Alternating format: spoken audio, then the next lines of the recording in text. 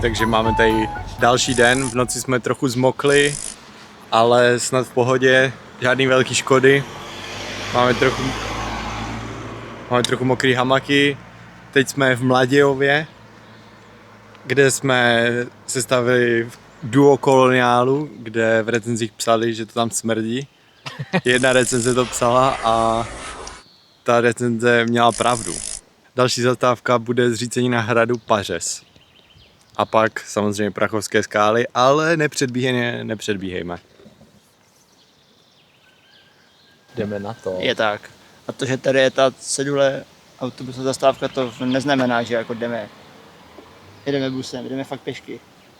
Že jo? Jo, jedeme pěšky. Jedeme pěšky.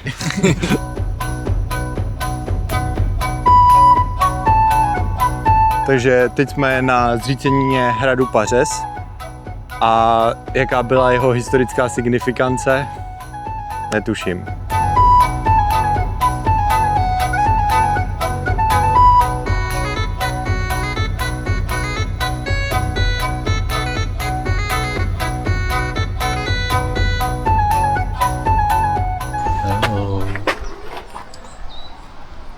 Já jsem měl právě v té kapse od té hamaky, tak jsem tam měl věci, tak jsem to jenom přehodil přes tu druhou hru, už se to jako zabalil a kukla a nepršela na mě. Takže klasicky jsem měl prostě spánkovou paralýzu, jak už je zvykem, protože jsem ležel na zádech. A prostě na mě se tam smáli nějaký děti a pak na mě klepali. Tak jsem byl z toho trošku takový vyschýzovaný, ale jakož prostě už klasicky, stává se mi to často, jsem zvyklý, tak jsem to stolik nehrotil. Budil jsem se, byl jsem jako, ježišmarja, pohoda, šel jsem spát. Klasička, no. Takže tak. Teď ještě řekni, za kolik lajků dropneš N-word? 5.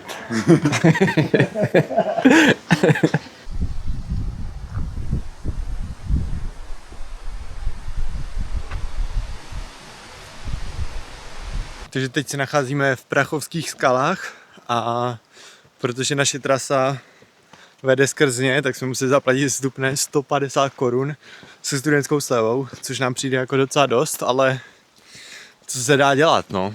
Jakoby všichni moc dobře víme, za to může, za tom, že fialová drahota. To je FDčko. Ne, všichni moc dobře víme, že svět ovládá Benjamin Netanyahu a ten může za to, že to je drahý. Jo, docela dobrý hajzlik. 7 z 10. Musel tam manuálně dávat piliny, když potřeba kakat. Tak, já si myslím, že záchody jsou jako obstojné. Jediné, co mi chybí, že tam není prostě voda tekoucí. Já bych dal 8. Kdyby to měl tu vodu, tak jako to je tak 9. Možná i 10. Akorát teď jediný, co mě štve, že Matěj se spletl pisoar s odpadkovým košem, takže nachstal do odpadkového koše, ale to je detail už.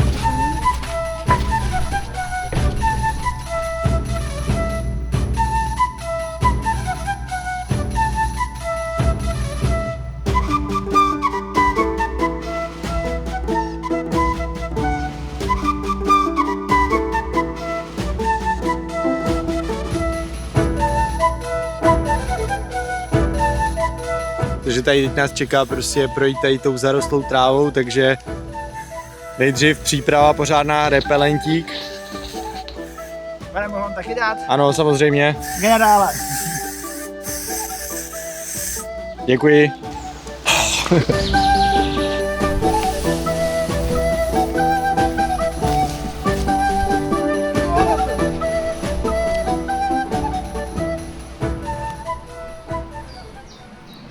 Tady jsme chytli.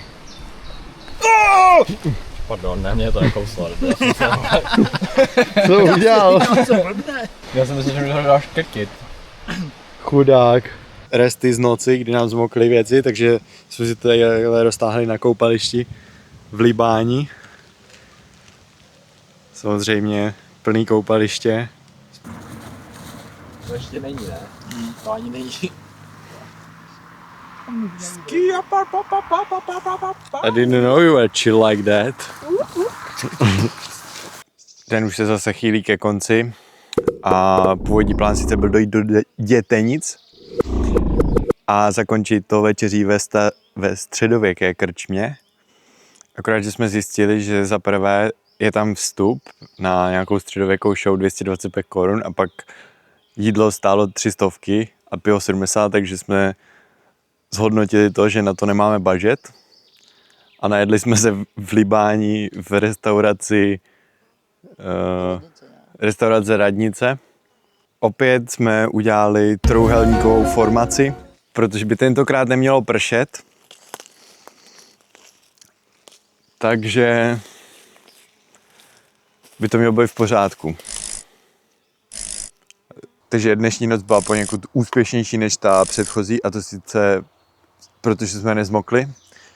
Akorát, že si to neobešlo bez problémů, protože tady bylo nějaký zvíře, který tady dělalo úplně nepřirozený zvuk. Takže jsme se zbudili a samozřejmě jsme diskutovali, co to je, a nakonec jsme došli k závěru, že to je asi nějaký srnec. Mate si dal radši hamaku o 10 cm výš, což si myslím, že nestálo za ty problémy, co tady s tím měl. Stálo. Teď si dáme snídani. Inspiroval jsem se za prvé Matějem a za druhé Kubou, který taky měl v Německu, když jsem byl, tuňák, takže uvidíme, jestli to bude dobrý.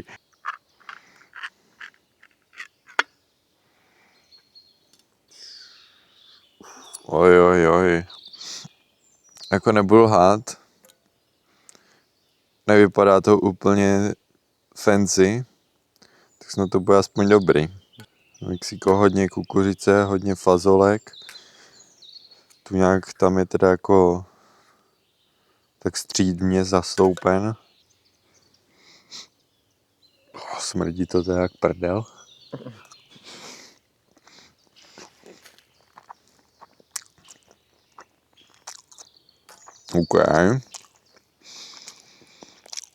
OK, docela chálet.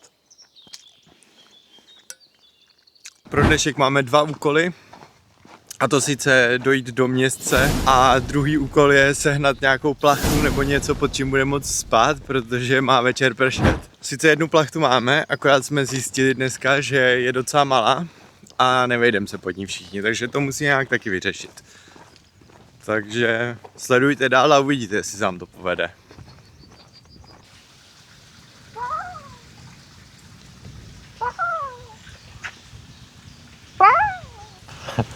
Asi si na to vidíš? Shoutout, můj obchod Roždělovice, docela goated obchod, protože jsme koupili plachtu. Jerry koupil plachtu, takže snad v noci nezmoknem. V noci možná přežijeme. Pokud nepřijde Killer Bambi anebo Lilliput Killer. Ty steaks se zvyšujou každým rokem. I přesto, že už jsme byli nakoupit v můj obchod, tak jsme ještě se stavili v koopu pro samozřejmě pivko, sáčky a balzam na rty. A paní prodavačka se mě ptala, že kam razíme, tak jsem říkal, že do Kutný Hory, a ona nám říkala, že včera už tady šli nějaký 3 borci do Kutný Hory, že šli z trosek, což je docela nemilé, protože nás úplně skopírovali. Protože tohle je prostě 100% autentické a náš nápad. Jo.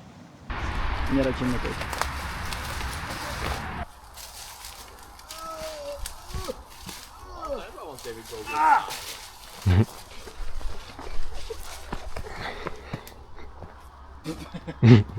Kdybych se zřítil.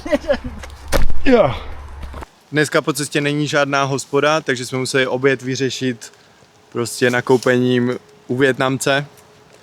A máme tady debrecínské párky, houstíčky a samozřejmě velkopopovický kozel 10.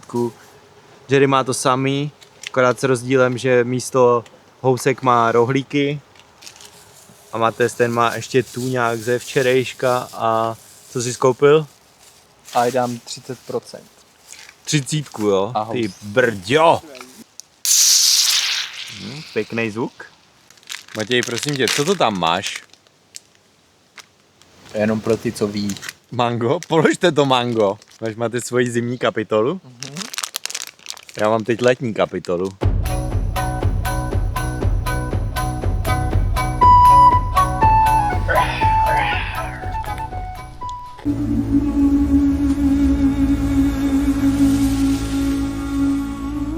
Tady samozřejmě z logických důvodů vás nemůžeme nabádat k ničemu, ale takový jako lifehack pro turisty je, když vás bolí nohy, tak si dejte jeden Ibalgin a prostě dostanete úplně druhý dech, přestanou vás bolet nohy, přestane vás bolet celé tělo, všechno.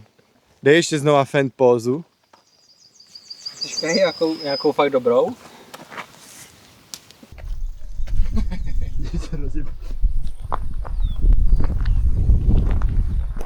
Tak ahoj. No ještě řekni, proč říkáš tak ahoj. No. Odcházím. Jdu domů.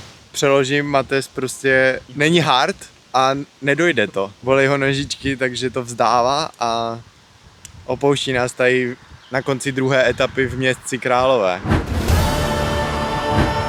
Tak ahoj. To je hrozný. Zdravím všechny fanoušky. Takže musím vám teď ukázat, co jsme tady vymysleli za nový drink. Vymysleli jsme tady, že si koupíme ledový kafe a do toho dáme tady Republika Božkov espresso.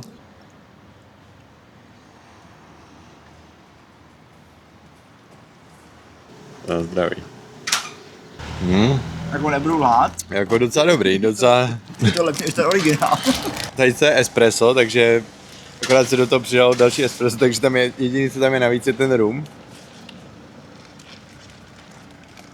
Ale jako docela šlape to. Protože nejsme úplný lopaty, ať se to jako může občas z mých videí zdát, tak jsme se poučili z předchozích nocí a postavili jsme si tentokrát přístřešek, protože by mělo pršet v noci. Doufáme, že to vydrží, ale jako myslím si, že se nám to povedlo postavit docela bytelně. Takže vítejte prostě tady v naší kryp. Tady je Jerryho hamaka, moje hamaka.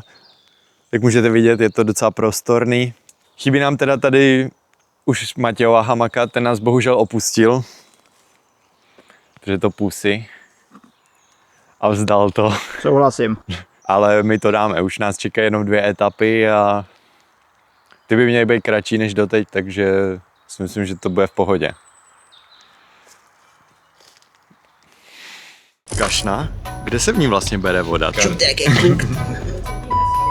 To popírá úplně veškerou logiku. Chábr, vodní přesílko. Když leje, tak musíme lejt taky prostě. Přestaňte scrollovat Rioska. Mám volnou jenom jednu ruku, takže nemůžu udělat 6-7.